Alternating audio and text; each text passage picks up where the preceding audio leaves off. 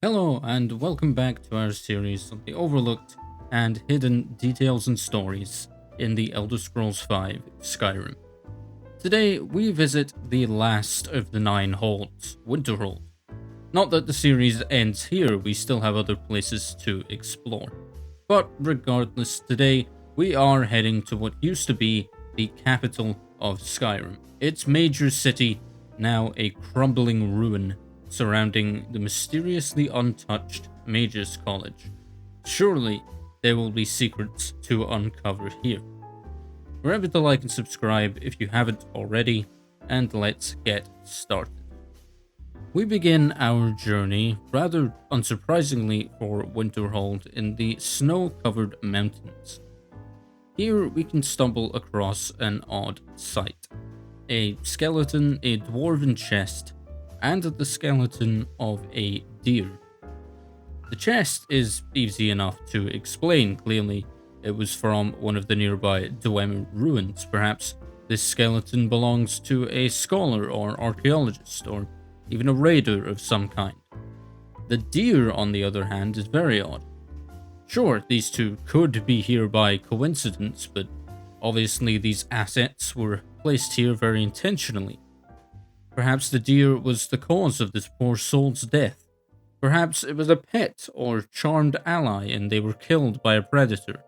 That would certainly explain the lack of meat on these bones, assuming they're not old enough to have simply decomposed, something that is even less likely in these sub-zero conditions. Either way, we're getting some free loot out of it. Next up, we have a far more obvious scene. We find ourselves looking at a cart and its owners who have clearly been the victim of a rock slide or avalanche. The dangers of the mountains truly know no bounds. However, there is at least a small bit of silver lining here. There's a free enchanting skill book lying here just ready for the taking. Next up, we have an unassuming camp. At first, it appears as empty as all the rest of the camps around Skyrim tend to be. However, taking a peek inside one of the tents, we find a skeleton. Once again, most likely picked clean by the predators that call the mountain home. However, the real question remains: what happened to the owner of the second tent? Did he try and make his escape from the doomed camp? Did he perhaps leave after eliminating our friend here whilst up in the middle of nowhere? Another mystery to add to the collection. For our next find, we once again have a camp, and once again, this one has a far more definitive conclusion than the last. Taking a look around the camp, we find an assortment of items. Mead, wine, fishing nets, everything two friends would need for a great time on the water. And if the context clues weren't enough, we even have a journal describing the pair and their trip. Though it didn't seem to be going too well. Unfortunately for them, it would soon get much worse. If we cast our eyes across the water, we will spot an upturned boat, and of course, 2 skeletons.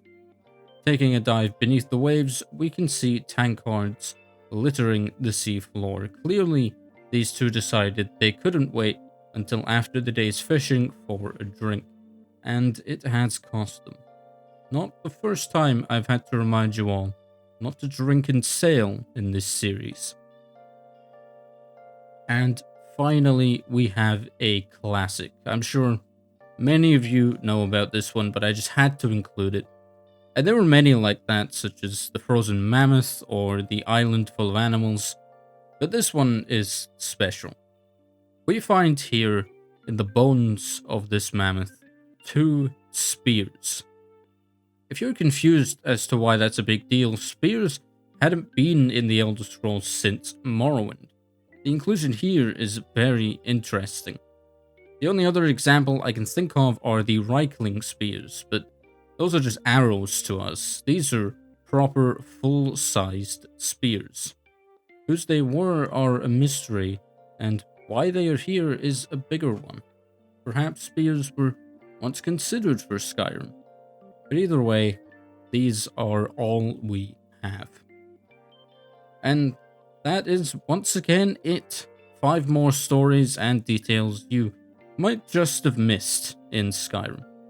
Remember to leave a like and subscribe if you enjoyed, and I will see you next time.